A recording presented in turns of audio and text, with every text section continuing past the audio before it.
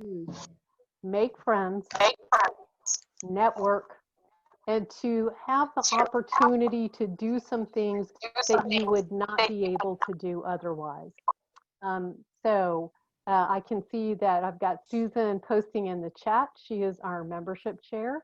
And I think, Susan, do you want to say a few words to these fantastic students about membership? Yeah, well, I just encourage everybody who's here, if you're not a member yet, you know, again, as Linda just said, it's free.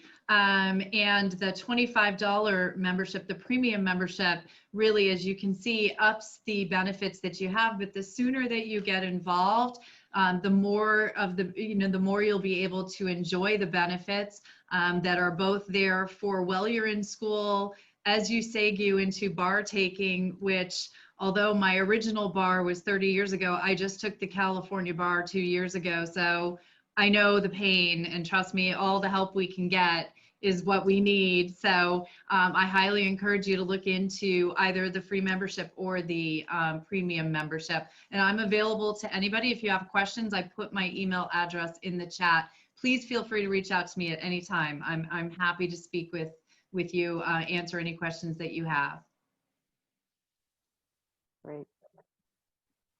Thank you so much. Appreciate that plug.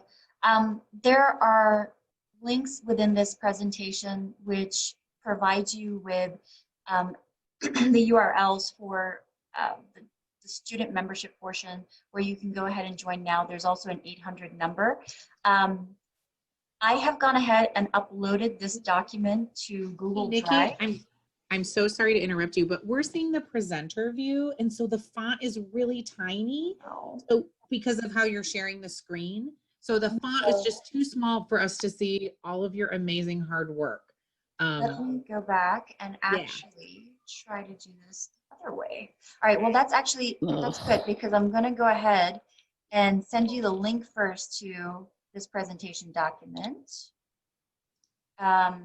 And this is recorded, FYI, so you will be able to access the recording on the ABA YouTube site. And if I go back to share my screen, let's see if we can do it now. How's that?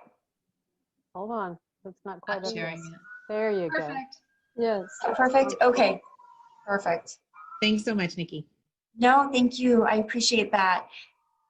And this is a great time to actually talk about some of the events that are coming up, which you can use your membership for. Hopefully you can see my screen move to Mediation Week, which is October 18th to the 24th.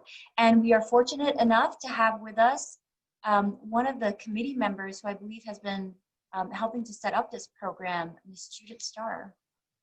Hi, I am one of the co-chairs of the Mediation Committee. So this is under our aegis, and Mediation Week is always the third week in October. This year our theme is Access to Justice, the Role of Mediation. And it's really based on two ideas. One is that mediation, and actually alternative dispute resolution as well, really broadens the ability of people to resolve disputes, because the adversary system is not the most open system to people without resources, one way or the other. And it also can be an extremely off-putting and difficult emotional experience for people. In the post-pandemic world, we're seeing new ways of acting with people and interacting with people, and we are hoping that we are learning some lessons from it that will help us to bring mediation and other ADR forms to a broader segment of the community. So we will be having discussions, TED-type talks, as well as presentations every day of Mediation Week. And there will also be articles and mini articles posted online for you to look at. So those of you who are members or becoming members of the section will be able to see all of the posts and go and look at everything, and I hope that you will be attending. We are very excited about the diversity of presentations that we have for that week, and we look forward to interacting with you. Thank you so much. I'm going to move on to a notable mention. This is just a spotlight on a recent event that the ABA dispute resolution section held. It was September 14th to the 18th, and it was the first tech expo that was actually coordinated to go ahead and bring ADR practitioners closer to the technologies that can help them execute their work. So as so many of us are working from home and using our virtual spaces more and more, so are mediators and arbitrators. And there's a need to actually provide them with the tools and technologies that will help them be able to carry on their work. I just want to do two quick mentions. There is a lot of content being generated about how to run professional mediations. We've got a podcast, which I'll spotlight in a few seconds, that has actually got episodes on how to run mediations during this time online. Susan Guthrie, who's one of our members, has actually been putting out a lot of information on this as well. It's because of Susan you can see me. I'm using a special LED light that was mentioned in one of her podcasts. So thanks, Susan, appreciate it.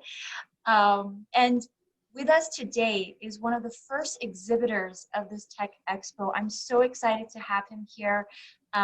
He was a last-minute ad and such a sport for joining us.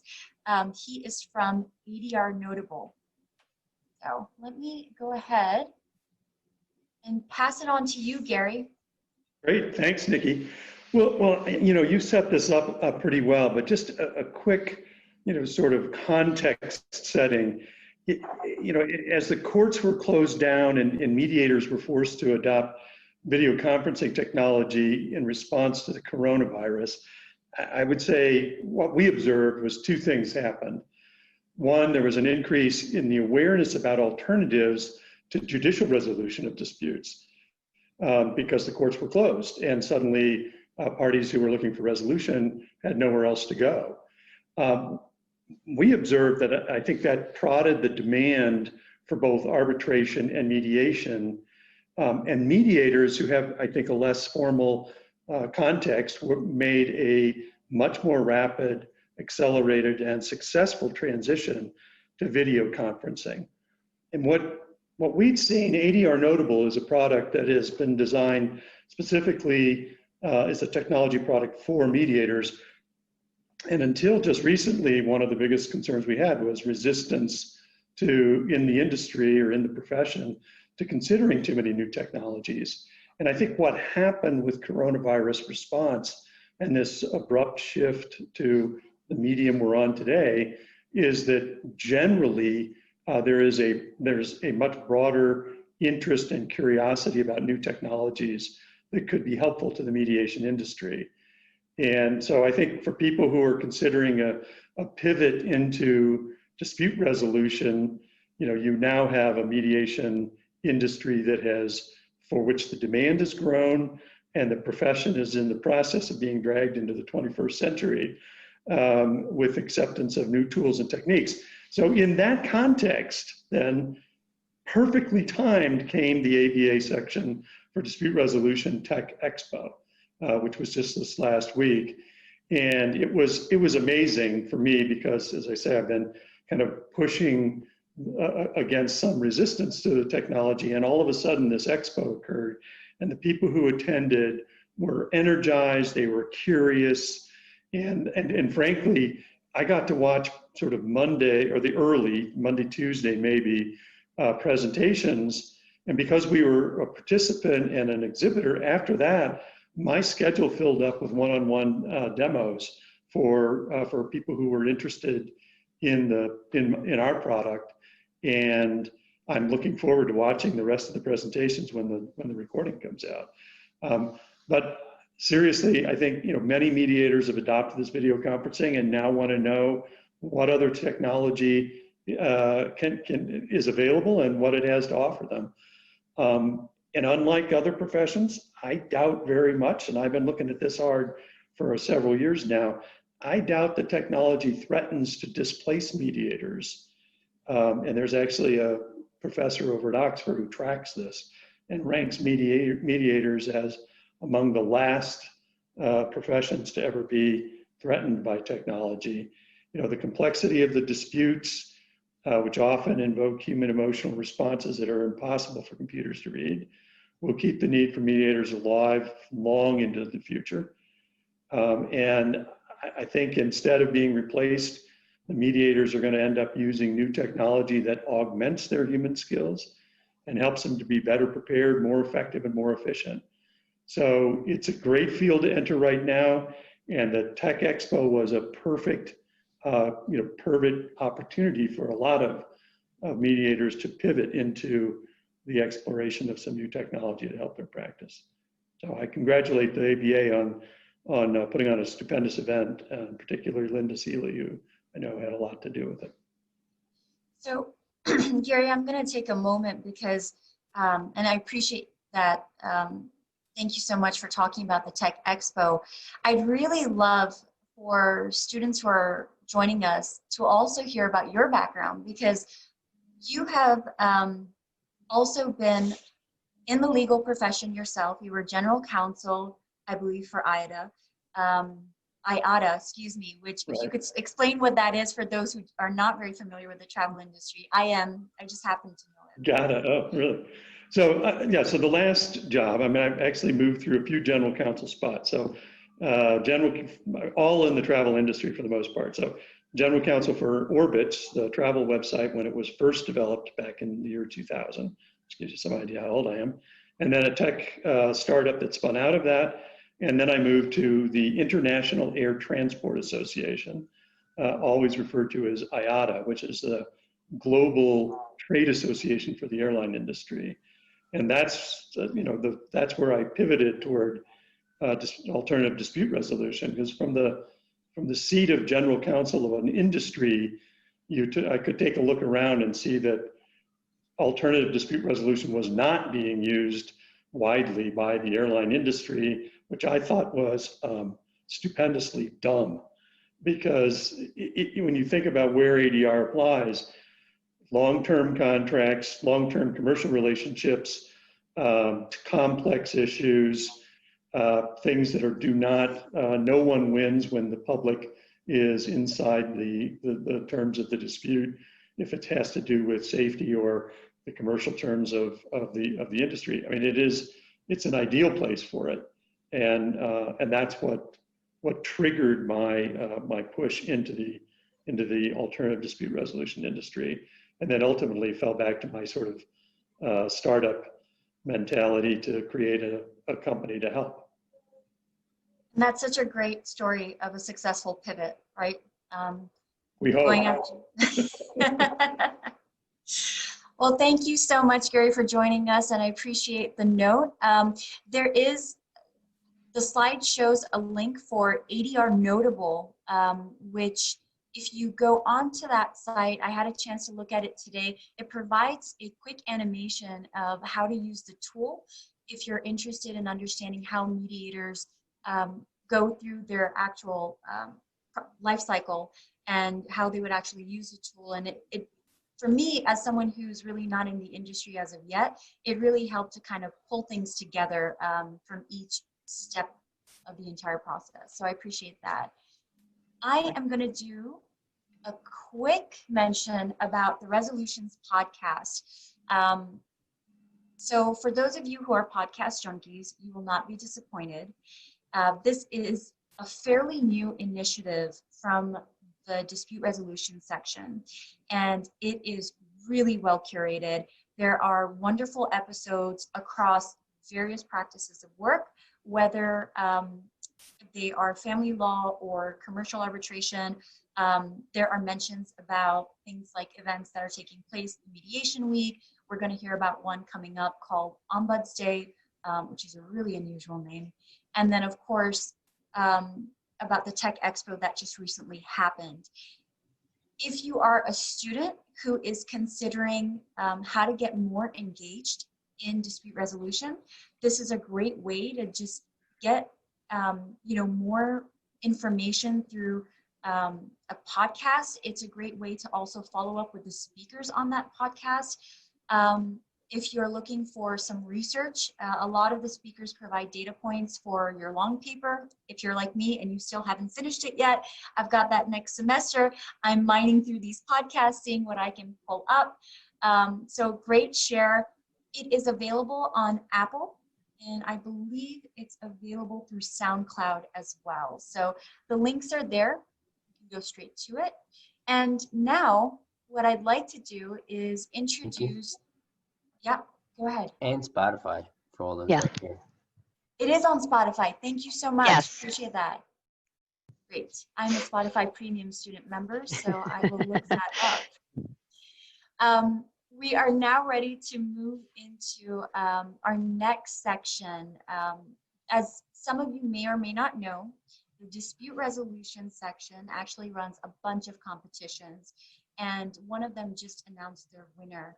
The gentleman who is joining us today is a professor from Texas A&M. He has some very interesting stories and pivots of his own.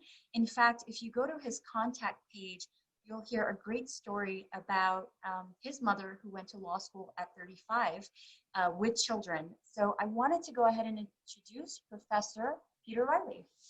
Thank you. I'm delighted to be here. And yes, my mother went to law school at age 35 with 3 little children, including myself. And it was wonderful sitting around the table, and they would be discussing their law school readings. And I think that that really planted the seed in me to someday go to law school. And so here I am. Now she's happily retired, I must add. So yes, my name's Peter Reilly, and I teach at Texas A&M Law School, and I've been running the Bosky competition for the last few years. Linda Seeley at the ABA has been helping a lot with making sure that the competition runs smoothly. If you're interested in this, you can just, look on the website, ABA, the Bosky competition. Every spring, we put out a call for entries. The papers are due around mid-June. So if you're taking a class or a seminar where you're writing a paper in the range of 15 to 30 pages, think about entering it into this competition this coming spring.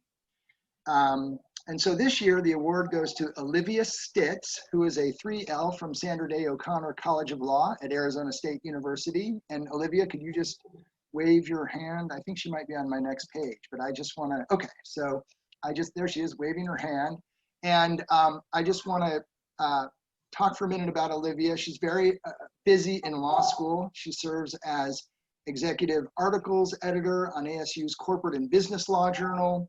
She's had 3 internships with a U.S. District Court judge, with the Arizona Attorney General's office, and with a private law firm. And now she's won the Bosky competition for her article entitled "Casting a Wide Net Over Consent: Expansion of Estoppel Doctrines to International Arbitration Agreements, Non-Signatories, and Third Parties." And the paper addresses the question of non-signatories in international arbitration presented in the GE Energy case that was recently decided by the US Supreme Court. And I want to read to you a quote about Olivia's paper from a Quinnipiac Law School professor of ADR. So this is the quote. "I was randomly assigned to read Olivia's paper, and needless to say, was very impressed with it. It's not often that a student's paper, which was written before the Supreme Court decided the case, helps you understand the opinion after it is issued." End of quote. So with that high praise, I hope that Olivia doesn't mind if I ask her a quick question. And of course, since I'm a law professor, it has to be a 2-part question.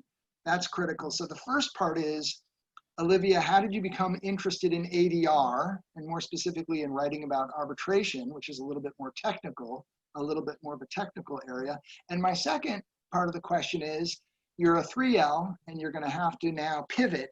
So can you give us advice on sort of your approach to pivoting and what the rest of us might learn from you about facing this question of pivot? Yeah, Reilly, and thank you for your kind words. I just want to say something really quick about the competition for all the students here. The competition itself, I have to say, has opened up a lot of opportunities for me, and maybe I'll address those kind of in the pivot portion. But you should definitely, I highly recommend looking into this. Professor Reilly and Ms. Seeley do a beautiful job of creating a high caliber competition with incredible judges who look at your paper.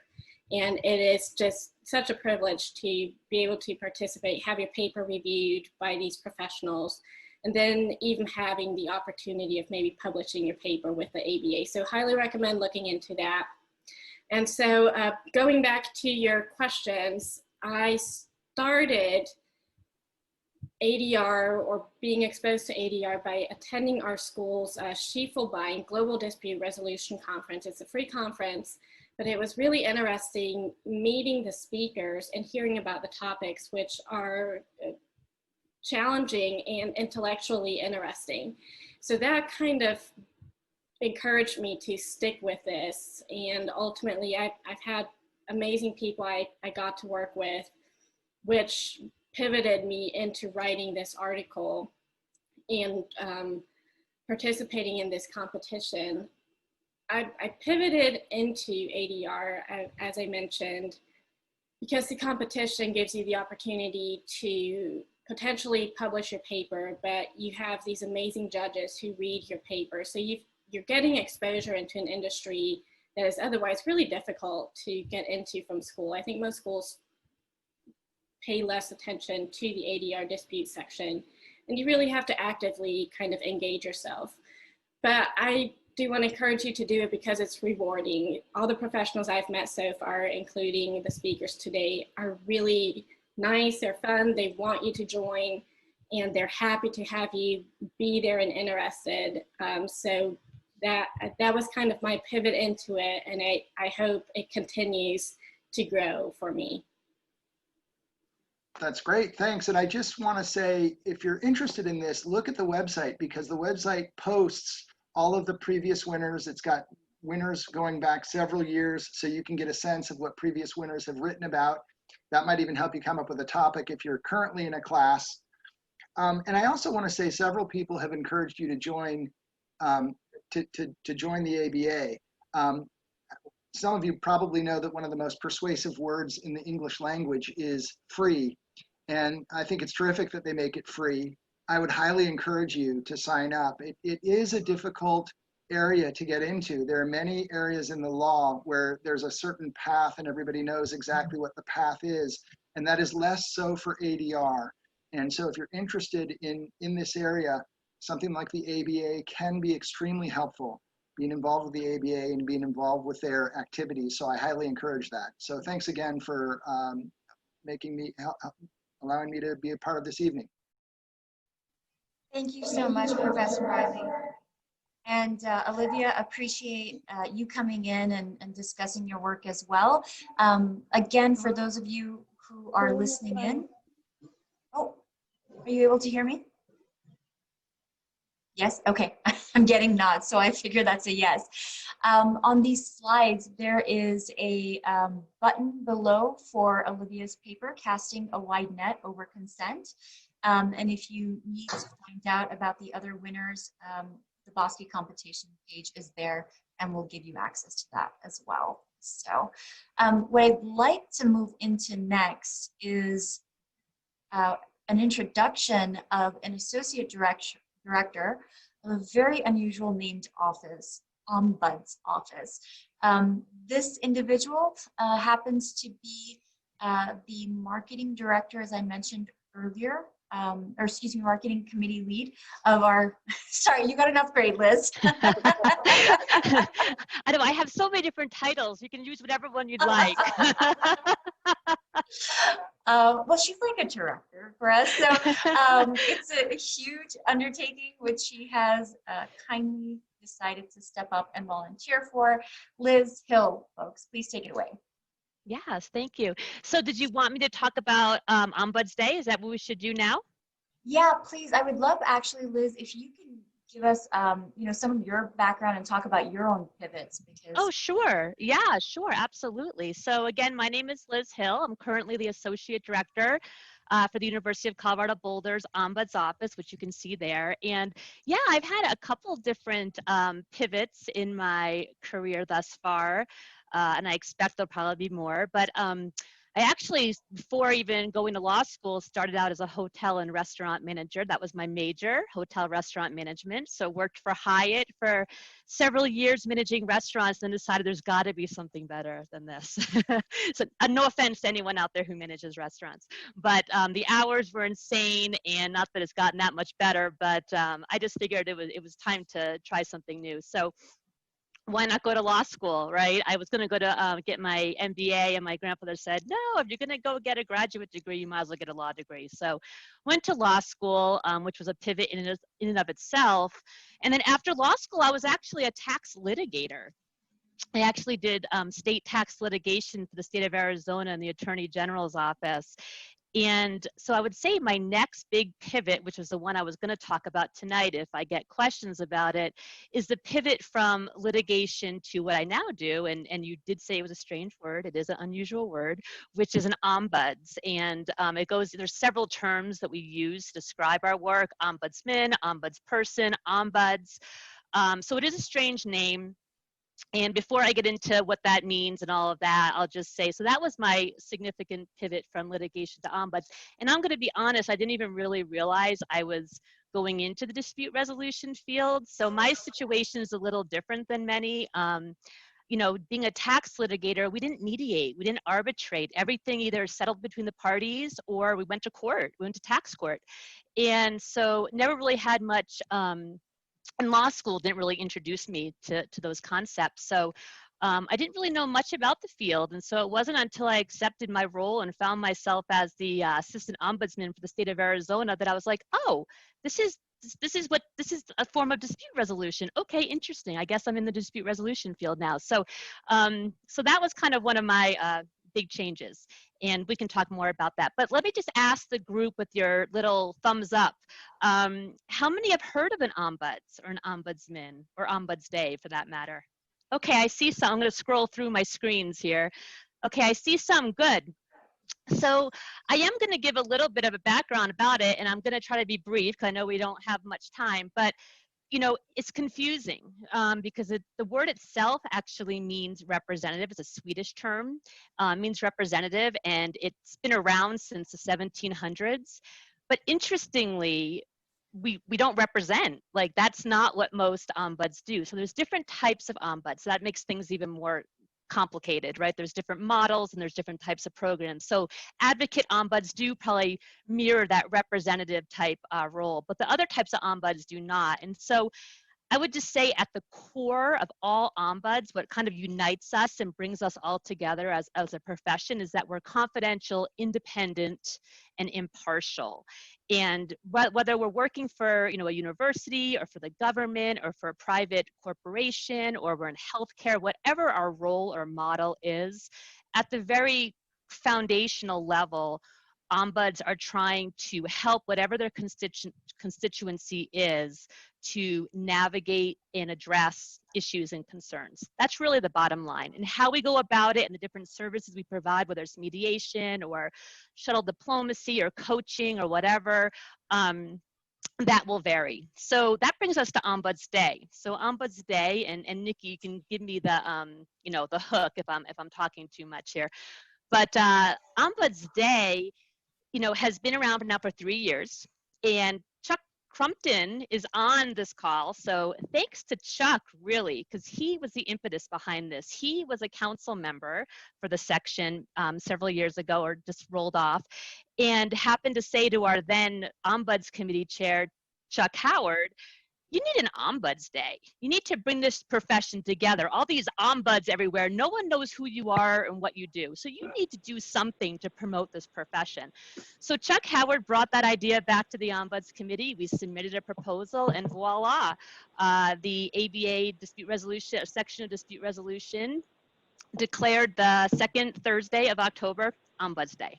So that was back in June of 2018. We launched our first Ombuds Day in Washington, D.C. with an in-person event that October.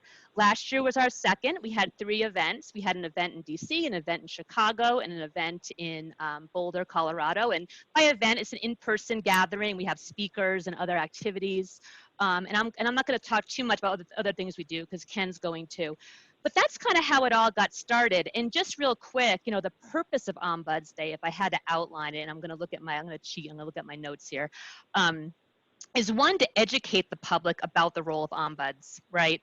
Second, to explain the variety of roles and services that ombuds might provide.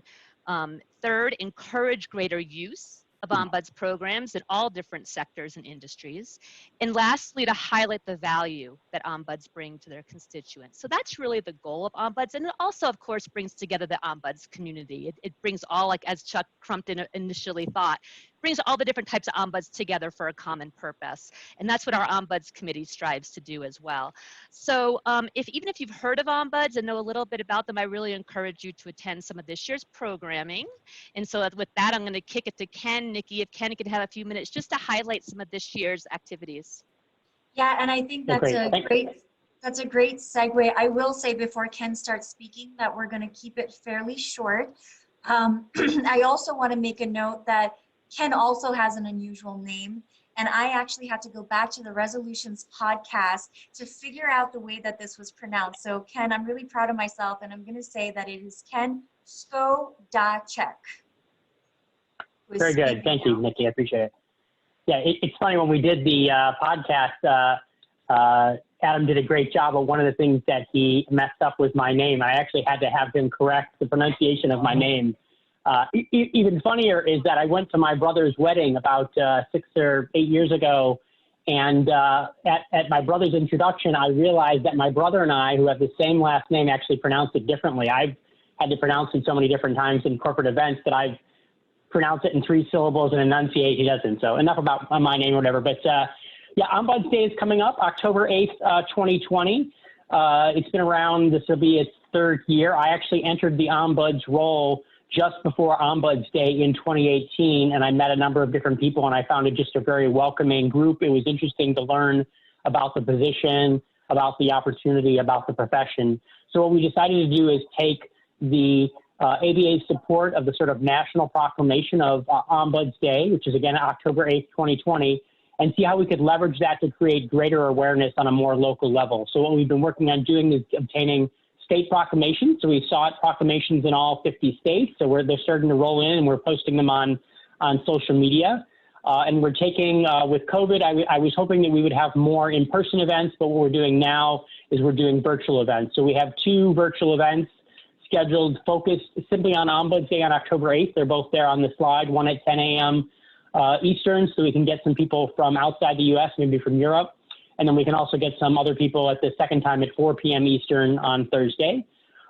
In addition, we're hosting a number of different webinars across the nation talking about ombuds and the ombuds role, and trying to spur people to do even additional local events or regional events that we don't necessarily have to be involved or coordinating, that may not be hosted by ABA, but just to get people to start talking about the role.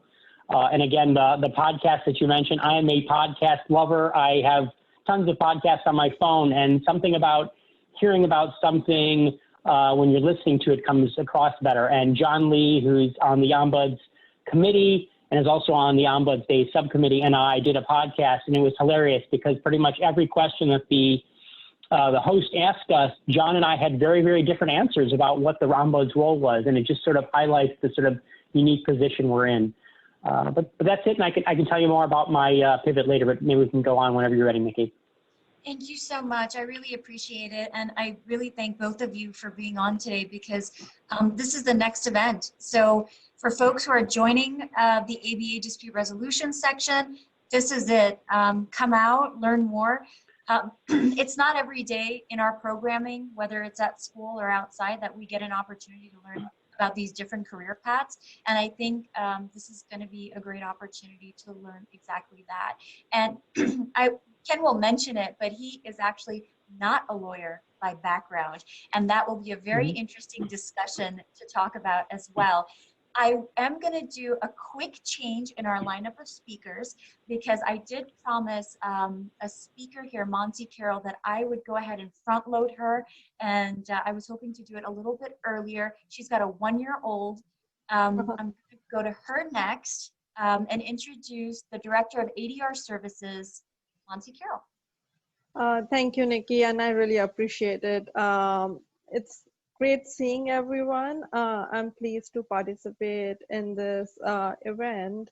Uh, Firstly, I really want to, it's really intriguing that there are law students from all over the country and probably even overseas. And be it or not, a virtual event like this is a great platform for students to network across the country and also the globe. So a little bit about myself. I'm Mansi Karol. I am originally from India. I studied law in India and I'm qualified to practice there. And thereafter, while I was studying law in India, I was actually intrigued by ADR because I come from a family of lawyers and I had seen my grandfather is a retired judge. So I had seen him arbitrating and also mediating. And it was really intriguing that, there can be out of court resolutions. I plan to do an LLM immediately after law school, which is not very usual, but I just wanted to learn more, and I studied international arbitration at Queen Mary University of London and happened to meet one of the most renowned professors in the profession in international arbitration, Lucas Mistelis. And I was just so fascinated that, disputes across the globe can be resolved through arbitration. And I wanted to practice international arbitration, but it's not easy as a student to, start your career as an international arbitration attorney directly, because you need to learn a little bit about litigation, you need to know laws of different countries, there are lots of challenges. So I practiced in England for a few months and then moved back to India, where I practiced litigation and arbitration both in India. Worked with a law firm and also as an in-house counsel. And then marriage got me to New York. So I wouldn't say that was a pivot, but it was just a change in just my life. And here comes the big pivot. I decided that why not start my career in the ADR field, given that I was so fascinated by it. And I'm also a member of CIR, which is Chartered Institute Arbitrators. And I'm just mentioning that because they also have lots of free resources for students, including their newsletters and free membership, just like ABA. So organizations like this can really help you learn about different institutions beyond US as well. And I networked a lot in New York when I was here in 2014-15, and also did an LLM simultaneously at Cardozo Law. And I was a part of mediation clinic, which gave me hands-on mediating experience, and finally landed a job with American Arbitration Association, which is a institution. It's a provider. It helps, it basically administers arbitrations all over the US. We have 22 offices. And for my role, I administer large complex cases within the commercial division of New York. I recruit neutrals, both arbitrators and mediators within New York with my supervisor, Jeff Zeno. And I also do outreach, and I love speaking to students and sharing my experiences about, how I managed to land a job firstly in New York, because it's really not easy given the kind of challenges we have. But beyond that, also the importance of writing, meeting people all over. United States is really different. You just need to start connecting with everyone. Every culture is different. But specifically in United States, networking is the key, and especially given now that we are in a pandemic, not everyone is comfortable connecting virtually, but I would encourage all students here to just write to everyone without thinking, because all of us in the community are there to help you. Everyone has had some sort of pivot, and everyone wants to share their experience and connect with you, and you never know which person would be the right person to connect with. For example, I connected with my boss in an event where I volunteered 5 years ago, and I had never even thought that I would work with him. And honestly, volunteering did help me because he knew that I was interested in the dispute resolution field, and he had spoken to me, and he knew that I have been I know a lot of arbitrators and mediators within New York and beyond, and that led me to be the right fit for the job. So don't hesitate to network. I see one of our AAA arbitrators, Jennifer Lupo, she has just sent a message in the chat to reach out to her. Feel free to write to all these people who've sent their email addresses in here. They are here to help and network, and you will get what you want, you know, eventually. I also wanted to let everyone know that at AAA we also have a dispute resolution journal, and that is another platform for publication. You can also republish your articles. So at any time, if you want to publish something, that's an excellent platform. It goes to over all our entire roster of arbitrators and mediators and others who subscribe for it. And that's a great way to get your name out. Writing is the key at this point of time. And I want to congratulate Olivia on winning the Brodsky competition. It's just so amazing. Thank you so much. I don't want to take too much time, but please feel free to write to me. I've left my email in the chat for everyone, and also feel free to connect via LinkedIn if that's easier. So Mansi, thank you so much, because that was a couple of great plugs. For a successful pivot such as yours, where you had to move from a different country, obviously networking was a huge deal for you and helped you immensely, and so did some of these groups. So I heard Chartered Institute of Arbitrators, and also publishing was a major item. And there's, of course, from the AAA, a dispute resolution journal, and of course the Brodsky competition, which will help facilitate students who are interested in writing. So thank you so much. What I will do for students, it's not a part of this deck, but we'll put some of the dispute resolution groups together, the CIARB, AAA, some of the Federal Bar Association sister groups. Absolutely. Get those out. Yeah, absolutely, and I would be happy to share more resources based on what jurisdiction you are in, and talk one-on-one to any student whenever they want. Thanks, Mansi. We appreciate it. And thanks for having me, and have a great night, everyone. I am going to move to our next speaker, Judge Cara Neville, who I am so excited to have join us, not only because she is a senior judge, but she also has an affiliation with my law school, Mitchell Hamlin School of Law, which, by the way, if you don't like the plug for Mitchell, you can take it up next year and become the student liaison, and then you can run one of these events and go ahead and promote your school. So let me go ahead and move straight to Judge Neville. And do I have you on? You off speaker? There we go. Thank you. I'm more than happy to give a plug to Mitchell. They were kind enough to give me the Warren Berger Award a couple years ago, which is a big award they have there. It was quite an honor, extremely. Well, there are so many different paths to get into ADR, and I have just one of them. We're talking about pivots tonight, so those of you who are law students, you've already pivoted into law school. That's a big change for you. And then you're going to pivot into the practice of law, which I did. I love trying cases. I love being in the courtroom. I think it's great fun. And if you like bungee jumping, you're going to love trial law, because it's very exciting and it's very fun. But then the progression was, the governor was kind enough to give me a call and put me on the bench.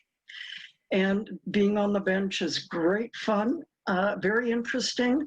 I could have a variety of cases. In the morning, I could go from a corporate breakup to a medical malpractice, contracts, and then finish it off with a murder in the afternoon.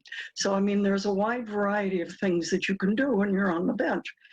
And it didn't get tiring because it was so interesting. But one day I was walking down the hall and a judge who had moved to the appellate court was walking next to me, and he said, "Are you still enjoying your work?" I said, "Yeah, I love it. It's still fun." And he said, "Well, you'll know when it's time to leave." And I thought, well, that's not going to happen. I'll leave with my boots on. And all of a sudden, one day I was on the bench and I heard myself repeating the same thing over and over again that I'd heard myself say before. At which time I said, "Oops, I guess it's really time." And he was right. So I pivoted. And so I sent my letter to the governor, and I decided I taught law school, different classes, different law schools, but I didn't want to be tied down because I enjoyed a lot of international work. I also belong to the international law section. I see one of our members is on here tonight on page 2. But I enjoy doing that kind of work. So I didn't want to be tied down to teaching. I didn't want to go back into practice. And so I explored ADR. A number of retired judges look at doing that. But usually the guys are doing it out of their house, and then they have their wives doing their books and all that kind of stuff. And I thought, no, I don't want to do that. If I'm going to do it, I want to be really professional at doing it. So I got an office in the biggest office building in town and a secretary, and did it upright so that they knew I was serious. And particularly for a woman, I wanted them to know I was serious. That's extremely important. We can have that discussion later. So that sounds like a great discussion topic for another one of these virtual sessions. It will be. So anyway, I've enjoyed that. That was 8 years ago that I started my ADR practice. I've had the opportunity to travel, but it was a natural progression. Before I went, though, and I think it's important to know how because it applies across the field, I talked to a lot of my colleagues that were already doing it. That was important. I talked to Jim Alfini, who I knew through the ABA and who had been a dear friend for a long time. So I called Jim and asked him what he thought. And then I joined the section. I may have even joined the section earlier.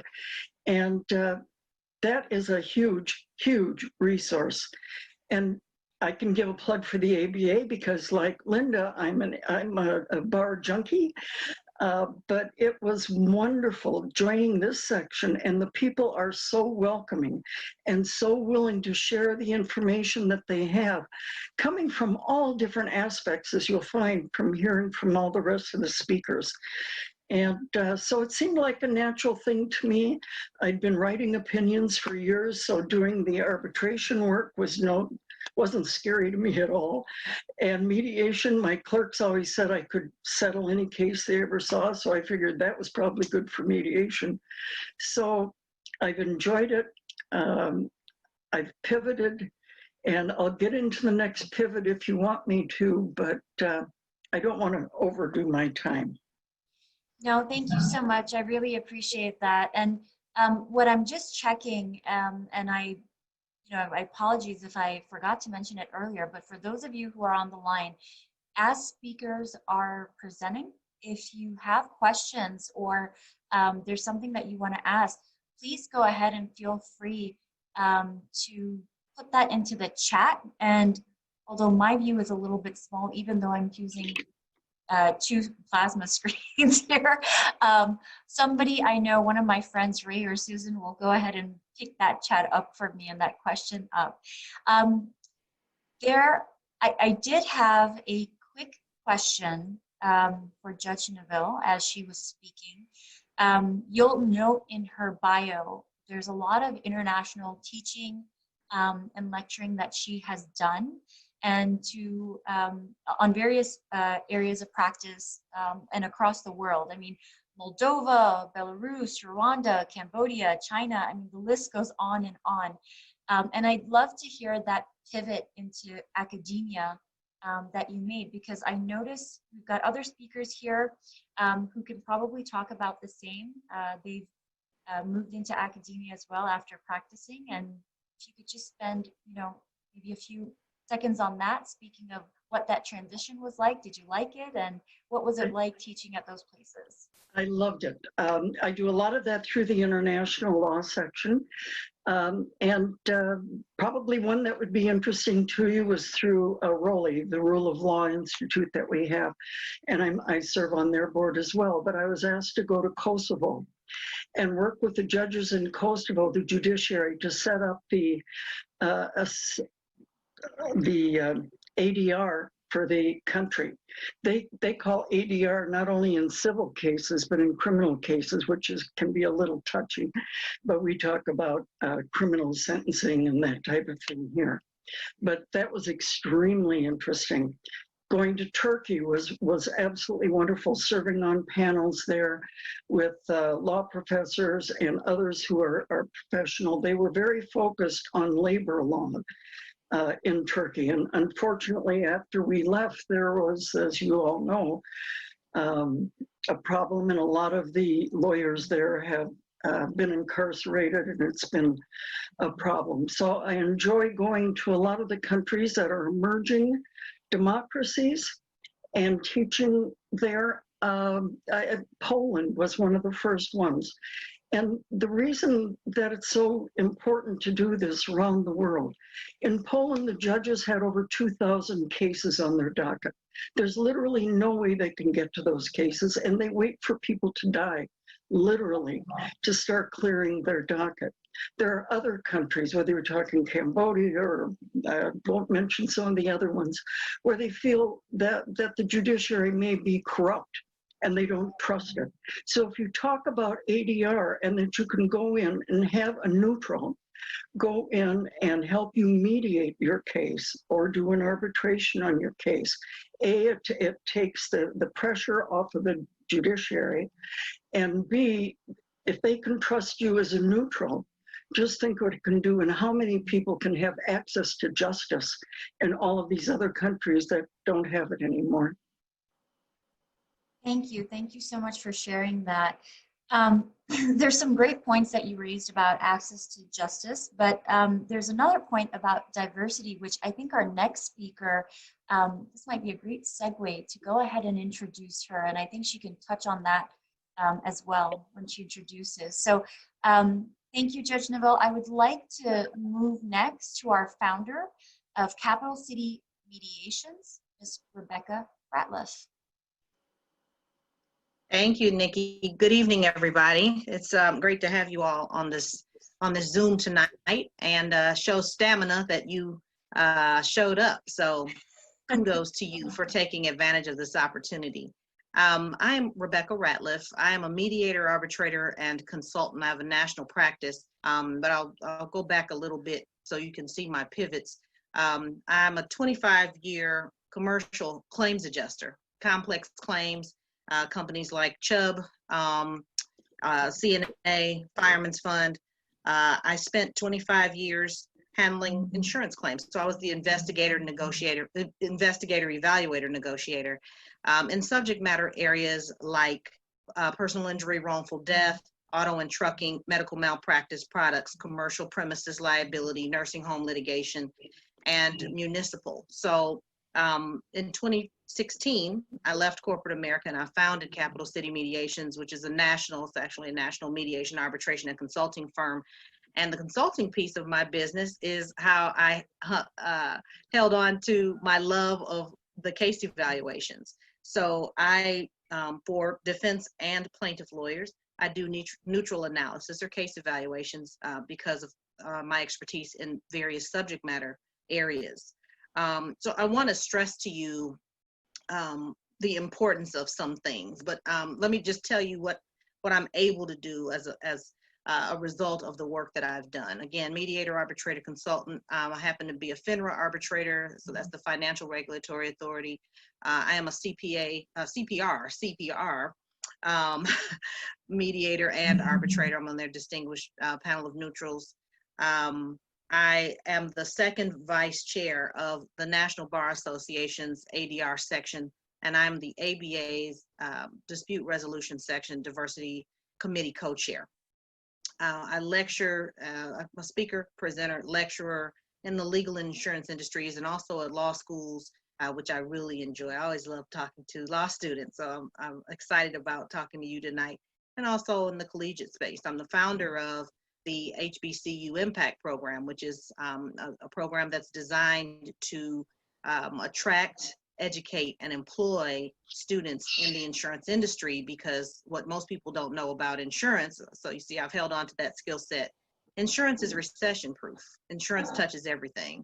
And so I've been able to use the expertise that I gained in the insurance industry to share that and effectively facilitate compromises as a mediator and arbitrator. I also enjoy publishing articles, and so you'll see Nikki was very nice to add a link to my Law Practice Today article that just came out in September. I'm published in the American Bar Association and the National Bar Association. Love writing, love speaking. I speak internationally. And so my point really to use it's a lot of fun. It's a lot of fun to use the skill sets that you develop over. I'm just going to interject, because when you say insurance and the word fun, I'm not sure many people think of it that way. I'm glad you said that. And one of the things we do in the Impact Program is talk to students on campuses about how insurance really is sexy. People know about what insurance does, but don't really know what insurance is. Insurance is peace of mind. And so I enjoy speaking about insurance. So I'm on a campus, I'm talking to some kids from the stage, and I said, my sister has been an Allstate agent for about 35 years and nobody was impressed. I said, she's an agent, that's the entrepreneur part of insurance. Nobody was impressed. I said, she drives a Porsche Panamera, and the whole room went crazy. So no, yeah, they were excited about the car. So there are so many different roles, including legal in insurance. And that's what people don't understand. And so the message that we bring is that there are so many different roles and, you know, career options and avenues across disciplines in insurance. So I actually, you can see I have a lot of energy around that. I get excited when we're talking to the kids about it, because they don't know, which brings me to another important point, mentors. It's important to have mentors. Mentors can dream for you beyond your capacity to dream for yourself. When you have a mentor, they've been where you are trying to go, and they will guide you as you're examining your next logical steps. That's how I was able to make successful pivots. I had people that I would speak to, and I have a panel of mentors. They don't all interact, but they serve different purposes for me. And I am a mentor to many, but I have mentors. So the mentor needs a mentor. And someone earlier said, one of my colleagues spoke about the network. So a lot of people focus on networking, the verb, but they should be focusing on the network, the noun, because relationships are everything. The reason that I'm able to do what I do is because of the relationships that I've built. Now you got to do the work, because nobody wants to be, bitten off of. So it's important to realize that you have to do the work, but as you build relationships, that's the currency. Relationships are the currency for success and the pivots that we're talking about. So you want to build diverse skill sets. You want to use mentors to help leverage your ideas and decide on the next logical steps. And I will tell you what I haven't said yet. I'm not a lawyer. I don't have a law degree. It used to be an obstacle when I first got started in ADR, because sometimes lawyers who are choosing their neutrals think that lawyers make better neutrals, and that's up for debate. What I've discovered now is that the fact that I'm not a lawyer, but my subject matter expertise is my secret sauce. So be proud of what the areas that you go in. Make sure that you're doing the work, build relationships. I know Nikki wanted me to talk a little bit about, and Linda wanted me to talk about Mask Off. There are recordings available to you. Join the ABA. I don't want to forget to say that. Join the ABA. There are people available to you. There's information available to you. we love talking to you and helping you do what it is that you want to do. Mask Off is a recording. There's actually 3 parts. The 3rd part is coming up Mediation Week, but part 1 was on Juneteenth, which is June 19th. That's the day of emancipation of slaves back in the 1800s. And so it was a race relations talk, very, very powerful conversation. And so our audience asked us to do part 2, which we did in August. So we had Mask Off. The first one was Mask Off, and we pulled off our masks and we just let them have it. And we just, you know, we just told the truth in the climate. Nobody's really being silent anymore. And at the end, I said, stay safe, but don't stay silent. It's important for us to all stand together, because the only race that matters is the human race. And that's the point that we made in Mask Off. The second part 2 was Mask Off, Gloves Off, and part 3 will be Mask Off, Covers Off. So that's going to be the grand finale for the Mask Off seminars, and that's coming up on October 22nd. That's the finale. Also during Mediation Week, we will be doing an October 21st Resolutions 105 roundtable, and of course, ABA Resolution 105 is around the selection and placement of diverse neutrals in our field. And so look for programming from the Diversity Committee. We're doing some collaborations. I do want to mention one more thing, Nikki. Constructive Conversations is coming up December 15. That is a webinar with, it's going to be a moderated panel. And after that, we'll have some breakout rooms. But on that panel will be the great Benjamin Crump, Attorney Ben Crump, civil rights lawyer. I'm sure you know who that is. And he's probably on CNN talking right now about the case that came down in Kentucky. But lots of great things coming through the section as a whole, and we all stick together in the DR section. Thanks to our great leader, Linda Seeley, and the other leadership, Myra Selby, of course, the section chair. And we're really a tight-knit group, and we get a lot done, and we have fun doing it. So join us. Thank you so much, Rebekah. I mean, just in your own bio, you went through so many successful pivots, which was great to hear about. And not only are you pivoting in your career, but I noticed that you do a lot of community engagement, a lot of student membership, which is so appreciated. So it's great to hear from you and the events that you listed. Just a quick note, the events that you mentioned, and I wanted to mention this to the students also, I will definitely be able to go ahead and send those out to you. Some of those are yet to be announced. So if you go to the ABA Dispute Resolution section website, which I'm going to go ahead and ask somebody to type into our chat if they don't mind, you will be able to sign up for the newsletter, which is brand spanking new, beautiful layout, streamlined. Thank you to our volunteers who have put that together. And I would definitely encourage getting connected there so that you don't just have to listen to me all the time, which I'm sure you're tired of. But Rebekah also made a great plug for Mediation Week. And earlier we had heard from Judith Starr, and I am so happy to introduce her next as one of our speakers. She is the founder of Star ADR LLC. Judith, over to you. Thank you, and it's really good to be here. My situation is a little different from everyone else because I'm actually in mid-pivot right now.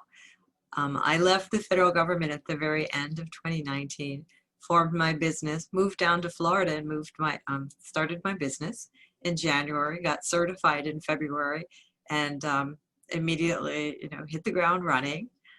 Got my first federal contract last month to do some consulting on the development of ADR and best practices in there. And I'm doing a lot of pro bono mediation. I'm also a FINRA arbitrator.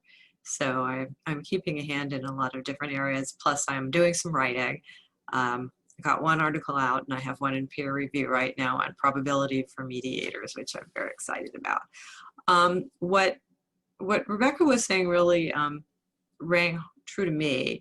And one thing I want to focus on, just to add something a little bit different, is to bore in to what the dispute resolution section can do for you and what it did for me, because it was it was a very important thing for me in making my pivot from working in large organizations as the head of legal organizations where I had, 150 people reporting to me, to being me. And that's it, with a legal assistant who has a tail. My dog. And so it's a very big pivot, and I'm still really working everything out. But one of the first things that I did when I started realizing that this was what I wanted to do, and I was making my plans and figuring out all things I did, was I joined the dispute resolution section. And I also joined the mediation committee because mediation was something I was very interested in. I was starting a program at my agency, and I was really pushing it hard, and I was doing collateral duty mediation for federal agencies across the federal government, including at the White House 3 times, which was kind of cool. But don't have time for that story. Some other time, perhaps. That's another discussion topic yes. for one of these sessions. So I immediately contacted the co-chairs of the mediation committee and said, hi, here are the kinds of things that I think I can offer. I would love to be able to help the committee anywhere where you need me. And they said, great. And put me to work on the Just Resolutions issue that was going to be sponsored by the mediation committee with Susan Guthrie. So, it was terrific working with Susan, and we also worked with Doug Witten, who has inherited that. And it was a terrific experience. I started meeting people in the section, and as I got involved in things that I helped, it made people really want to help me as well. And that's really the concept of the virtuous circle. I'm a very strong believer in the virtuous circle. If you go in and you are giving, then you will get back. And, it's important to go in and really want to be giving and not just be cynical about it and say, well, I'll just do this in order to get something. And one of the things I've noticed in the ADR community is it is a very giving community, because it is a profession that requires a lot out of you. And, you're not going to get terribly rich most of the time from it. I mean, people are really doing it because they're dedicated. So I found being in the dispute resolution section and being on the mediation committee, as I started working on things and finding things that were interesting and coming to people with ideas, they were happy to include me. And then when I had questions and I needed some help because I didn't know how to get through to certain things in Florida, there are a whole lot of things that are just word of mouth in the like getting certified, and they have this whole program in Florida where if you commit to a certain amount of time to volunteer in the courts, they will pay for all of your certification and put you through the classes and the clinical work, etc. And you can't find that anywhere on the internet. I learned it totally word of mouth. I got an invitation from someone that became one of my mentors in the section, and kind of took it from there. And I am now mediating for 2 different county courts, and I am putting on a class for their mediators next week that I created called Bankruptcy Basics for Mediators, because as I was doing this, I realized that this was a big issue that was coming up. Most people didn't know anything about it. My practice has had a lot of bankruptcy, so I contacted the director of mediation for our circuit and said, how about if I put this class together? Will you give them continuing mediation education credits? And she said yes. So, the circle goes round and round and round. You bring things to the table, you help people, and they really want you to be included and they want you to help. And if that is the one thing that I can leave you with, that is the thing that I would like to leave you with. So a quick question for you. How has it been from pivoting into all the work that you've done in the financial services sector to now owning your own practice during COVID? How have you been managing, that additional aspect of finding business or serving clients during a global pandemic? Well, it has been quite a challenge, but it has been really interesting.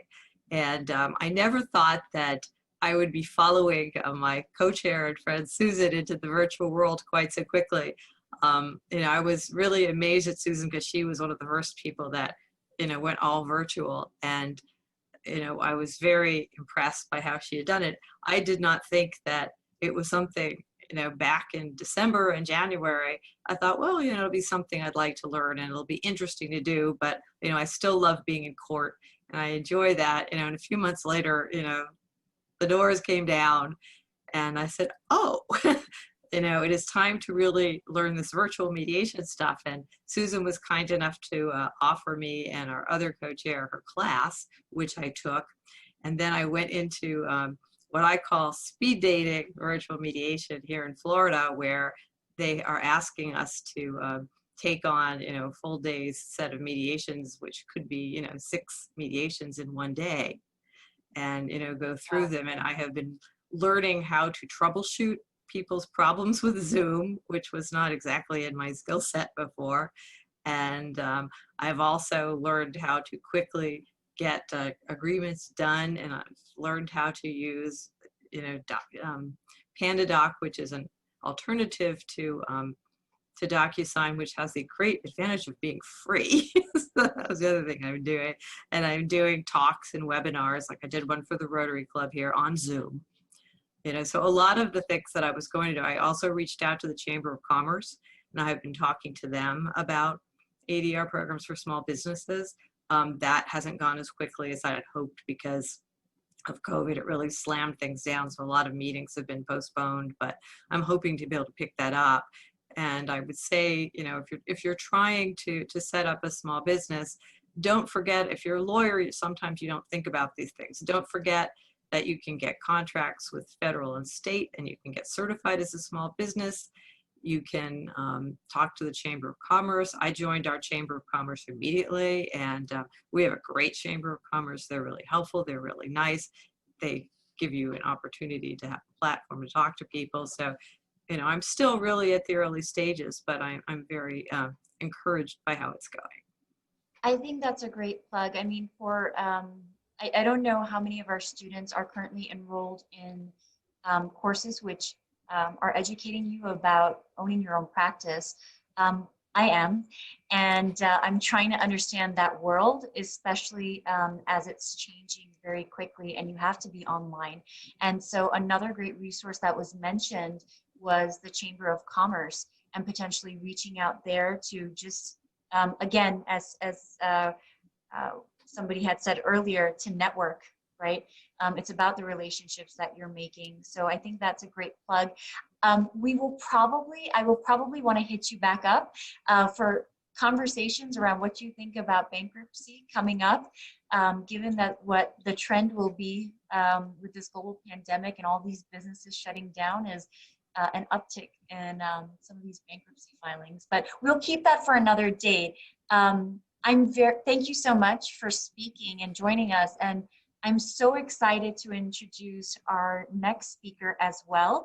I spent a good 30 minutes going through her profile when she first reached out to me, which was just about a week ago for another event.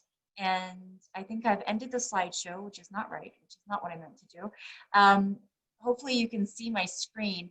I wanted to introduce integrative lawyer, innovator, systems change agent, J. Kim Wright, who has a fascinating background and is going to tell us about this concept of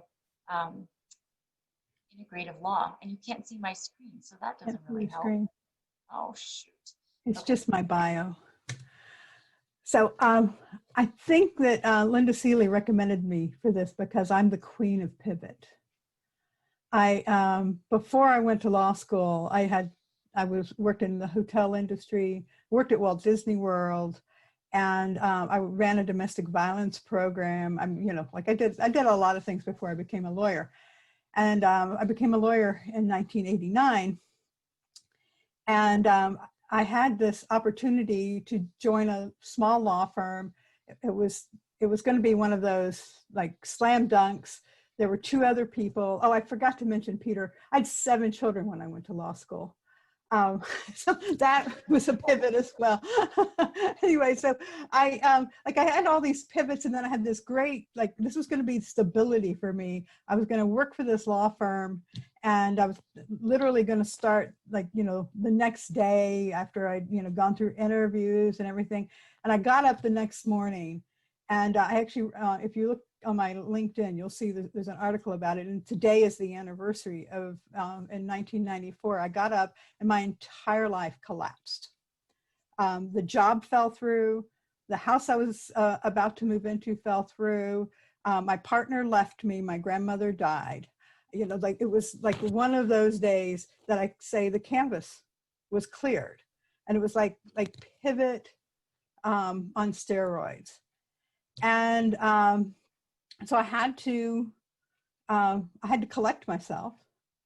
And then in collecting myself, I had to create a whole new life. Well, if I had kept that life, I'd probably be a partner in a small firm in Hillsborough, North Carolina. Instead, I created a life where I've done all the things that I wanted to do when I was a little girl and then some. So I wanted to be a teacher and I wanted to be a writer and I wanted to eventually to practice law.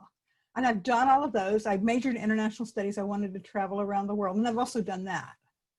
And so along the way, I've had several opportunities to pivot, but each one, I always look back at that day in 1994 and I say, that day everything ended and it turned out really well. And so I'm always looking for how is this going to turn out well? And to add to my bio, I wrote a book called Lawyers as Peacemakers for the ABA, another one called Lawyers as Changemakers. Linda, you don't know this, but Law Practice Management is about to publish the Trauma-Informed Lawyer. It's the primer for legal practice. And then I'm working on a book that we're having published in the UK on lawyers as designers. So it's the third of the trilogy. I'm working on 7 books. Seven seems to be that lucky number for you. 7 children, 7 books. I'm like Rebekah. I love to write. So I just I write articles. Like my writing resume is sort of out of control. I can't keep up anymore. But what I really do is that I'm a leader in the integrative law movement, and I consider myself like a witness and observer of like when I started practicing law and people started I was a good litigator. I'm a very good strategic litigator and I won almost all of my cases. I lost 1 case and the whole time I litigated for years. But I wanted to be a healer and I wanted to be a peacemaker. And so I started experimenting in the 90s with mediation, which mediation was the devil in the 90s. This was going to ruin everything.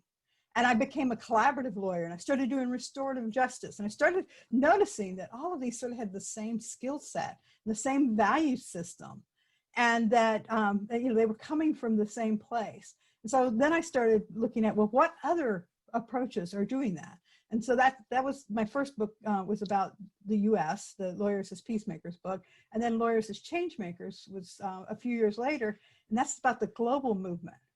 And so there are about 15 or 20 different approaches now that sort of come from that same place. And a group of us, which included Linda Seeley, about, I don't know, has that been 9 years ago, got together and actually named this the integrative law movement. And so, some of them look like, well, they're ADR, some of them look like, well, problem solving courts. So they're still in the court system. Some people would say that the work I do in drafting conscious contracts, which are values-based contracts, that's ADR, but it's a prevention. So that there's a lot of overlap between what most people call ADR and what I do.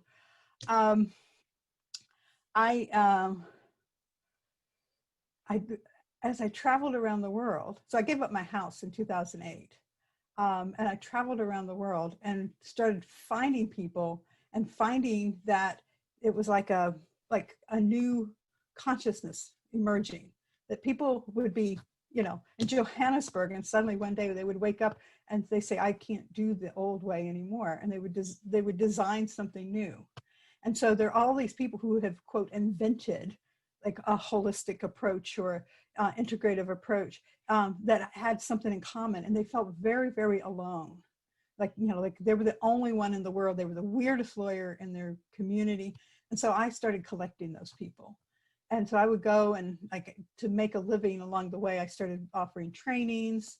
I started having once I went from Amsterdam to Frankfurt because there was a woman there who was so alone. She was just crying. When she found my website, and she said, you know, I thought I was the only one in the world. And I literally couldn't find anybody else in Frankfurt. I'm now lucky enough that people contact me when they find me. Like I write partly so I can be visible. And I do things like this so I can be visible, and people will know that this is going on. And then they'll talk to some poor little lonely lawyer who's just weird in the normal system.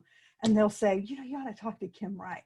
So I've been doing that for so long that I've got this huge network of people. And so when someone calls me now from Frankfurt, I say, well, you know, you really ought to talk to Heidi. And she's the person that I know in Frankfurt, and they start collecting each other. So I've got these little islands of integrative lawyers around the world who are sharing these values, and they're values like creativity and generosity and kindness and things like that. And you know, it's a lot of them are people who tried mindfulness, or they thought that there was something wrong with them because the system it seemed so broken. And so they did a lot of work on themselves and realized that it really was the system that was broken and not them. And so then you know, we've created this community of practice. And the thing that has been sort of my core and the core of the movement is that set of values. Like, you know, like I value courage, not the courage of bungee jumping, but the courage of being authentic. That kind of courage. And so I collect people who share those values, and I run my life that way. So when a pivot opportunity comes up, I have a place to go. I know who I am. I know what's important to me. And so it's like, I always see it like a tornado, and it's spinning and spinning, and I'm able to go inside, and I'm able to say, this is who I am. This is what I want in the world. And so what are the circumstances now that have aligned that the next step is for me to do X because that's what's true to me. And so I think that what I would say to the law students is to get really, really clear about what's important to you and not be buffeted around by the winds, but to be really clear what's important to you. Like, what are the values you want in your life? You know, what is it that you want, what the difference you want to make? We're at a pivotal time in history. There are lots of differences that can be made and need to be made. And if you are called there, you go there and you find the path. You make the path to go there. You know, somebody said that there's not a path to ADR.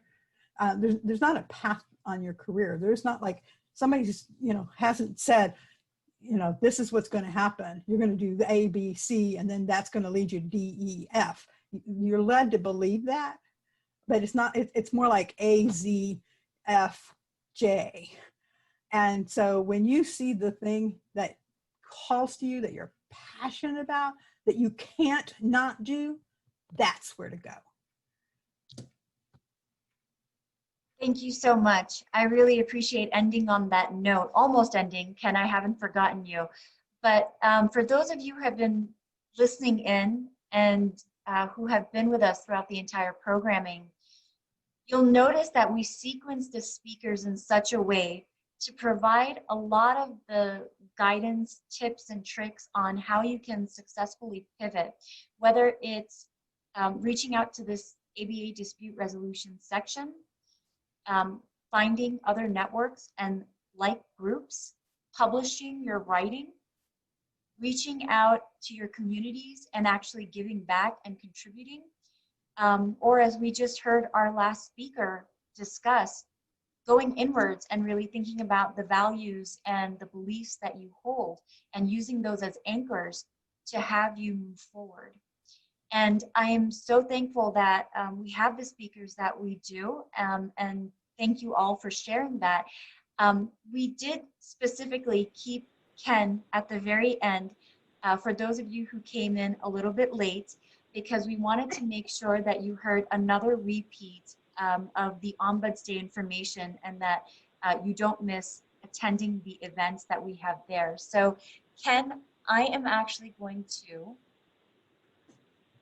move over to you, go back to your bio page, and have you talk to us about what it's like not being a lawyer, working with what I imagine is a lot of lawyers.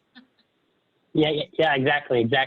Yeah, it's really interesting. So going into this event, Nikki, I thought I would present myself in some ways as the king of pivots, but all these other stories from everyone, I know, Kim, you're the queen of pivots. I heard the term queen.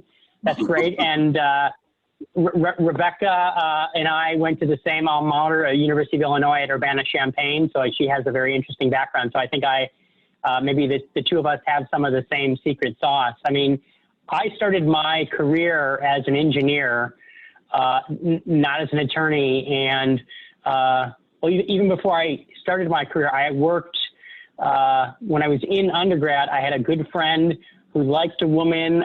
He needed somebody, a wingman, to take a class together as an emergency medical technician. So I got exposed to sort of the healthcare field through a good friend of mine from high school that we went to college together.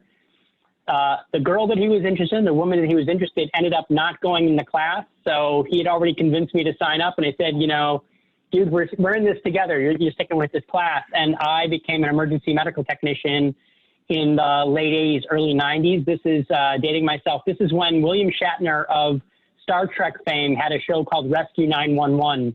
And it was a big discussion about, you know, emergency medical services, and it made them seem all exciting and everything. And I never imagined doing anything else except engineering, except I realized that engineering is a lot of sitting in front of computers or sitting in simulation rooms and not a lot of interaction with people. And I really miss the interaction with people.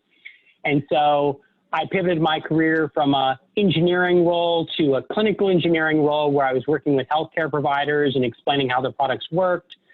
I did that for a number of years with a number of different companies. And then I worked like Olivia. I ended up having the opportunity to work, and I can't remember who the other speaker was talking about, Johannesburg. To live and work internationally was a great experience, very eye-opening. In a position that I had basically convinced the general manager of my company to create, a position for me to go and work in Europe, you know, trying to create your own opportunities. I worked in the medical device industry, to simplify my story. I worked in the medical device industry for about 20 years. Was leaving the company I was with. We were winding down operations. I had to lay off most of my staff. I happened to live in the DC area, and there was an opportunity in the Food and Drug Administration that regulated the industry that I worked in. And I thought I could join another company. The pay would be great. It would be very exciting, but I could not pass up an opportunity to work for the organization that regulated our industry. And I can tell you, looking back, I remember thinking this regulatory stuff and regulations are so uninteresting. Who would want to do this? And here I am working at the Food and Drug Administration, understanding the regulations. Most of my colleagues thought I was going, my colleagues in the industry thought I was going to the dark side and working for the government. And my new colleagues in FDA thought I was a spy. So somebody in my team actually made a little poem about all the people's backgrounds, and mine is I'm a spy, that I'm coming to steal all the information from the government. And the reality is I thought, well, that was great. I pivoted, or I changed into a different position. And about 2 years ago, there was an opening in the Ombuds role. And Liz started her presentation with how many of you know what an Ombuds is. So I worked in the device industry. I worked for FDA for about 28 years in total, and had never heard of the Ombuds role, except I got exposed to someone who was doing it. Someone had appealed the decision that the agency had made, and I happened to be involved in some of the meetings, and I found it fascinating to be able to work and hear in different things. And I think that was what's allowed me as a non-attorney to serve in that role, is because I understand what the industry has to do, I understand what the agency has to do, and I understand how the two have to sort of work together to find a path. And if you haven't figured out, the Food and Drug Administration doesn't just regulate food and drugs, right? So we're right now at the center of the COVID-19 response. We regulate all the medicines and the vaccines and the medical devices like the ventilators and the masks and everything. So it's been really, really an interesting opportunity just to be exposed to all these different interactions and conflicts and try to help people find a path forward and ultimately to help the public health, both from the manufacturer's perspective and the regulatory agency's perspective. I was inspired by everyone's stories. I was just sitting here trying to clap or a little bit of tears, but I would just advise everyone that there's always different opportunities for you that are going to come in your career, and it's not about the company you work for or necessarily the positions that are offered to you, but it's about getting to know the people around you and the positions that might be available or that you might create. I loved Kim's visual of walking into a tornado, right? Most people would not be excited about walking into a tornado, but you made it sound like really awesome. And I think all of us have similar experiences to share throughout our careers of those pivotings and creating new opportunities and positions for us to enjoy. Thank you, Ken. I appreciate that. And you're right, walking into a tornado or taking up insurance, or whether it's discussing with multiple governments different ways to conduct ADR and conducting a practice through a global pandemic. There's just so much out there, and I wanted to go ahead and thank all of our speakers. Please don't log off because there's more. It's about 10:40 p.m. Eastern, my time, and this program is slotted until 11 p.m. But the fun part actually begins now, believe it or not. We are looking forward to actually setting up breakout rooms so that all of you have an opportunity to actually meet with the people who you just heard speaking. I just want to do a couple of reminders, because once you go to the breakout rooms, it's kind of like when you walk into a bar and then you meet and greet and then you go your own way. You don't need to reconvene all together. Feel free to take a quick break if you need to. Please keep in touch. You will have the link to the Google document, G Drive. You're also going to receive a survey so you can give feedback about this meeting. And if you are interested in mentorship or any of the events that were mentioned, please let me know. I'm more than happy to put you in touch. That's my job. I'm here to do that. And would love to talk to you one-on-one if you're thinking about how do I get more involved? I need research on X, Y, and Z. Where do I go for that?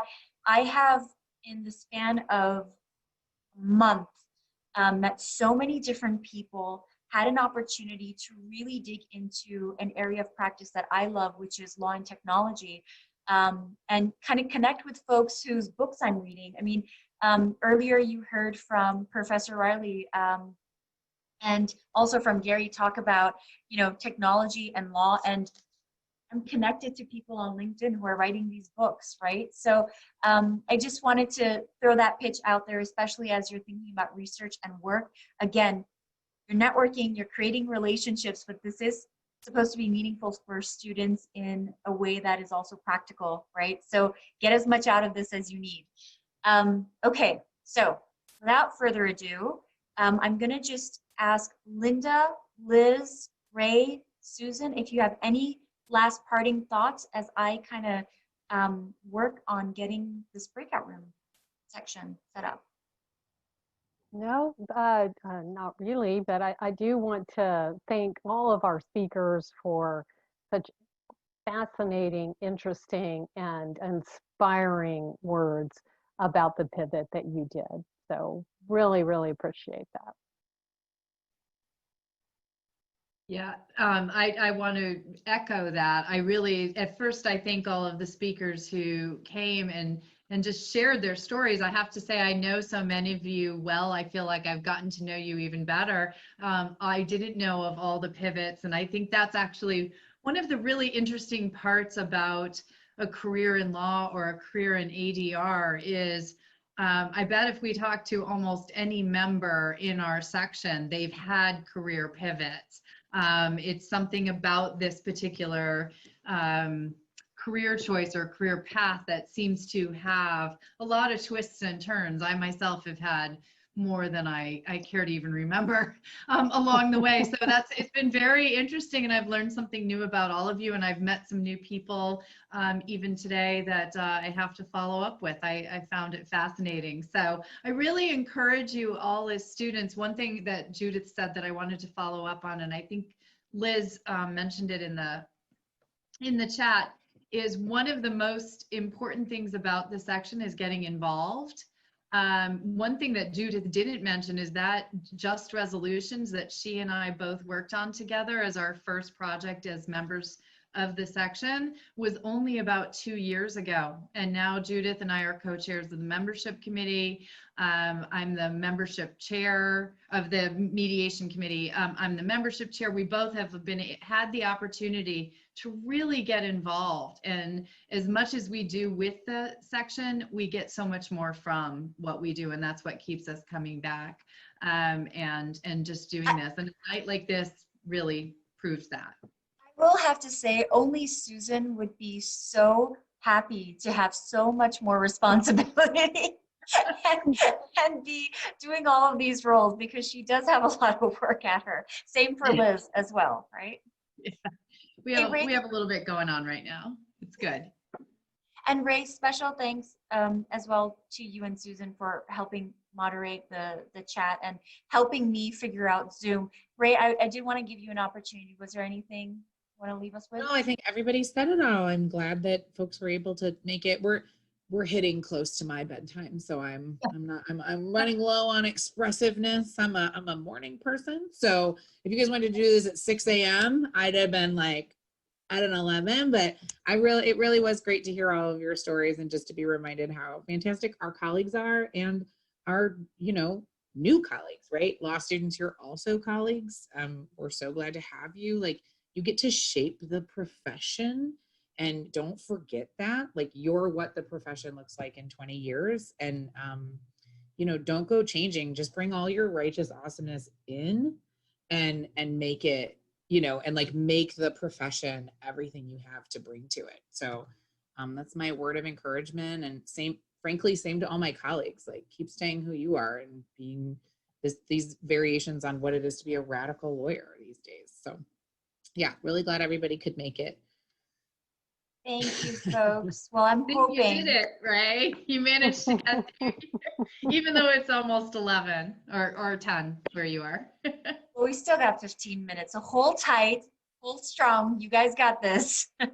I'm hoping that the 6 participants who I have in each room will not be the speakers, all 6 in one room. So here's good luck, everybody, and good night. And thank you again to all of our wonderful speakers and section members. Really appreciate it. Thanks so much.